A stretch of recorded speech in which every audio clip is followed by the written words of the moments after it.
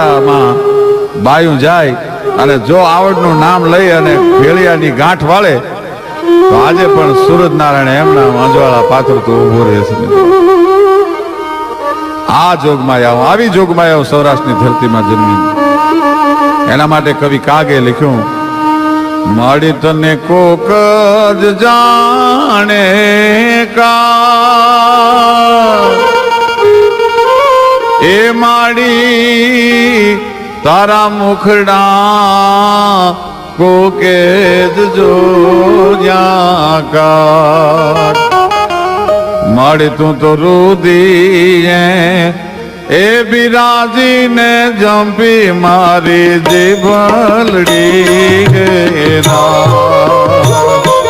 તું તો રુદીએ એ બિરાજીને જંપી મારી જીભલડી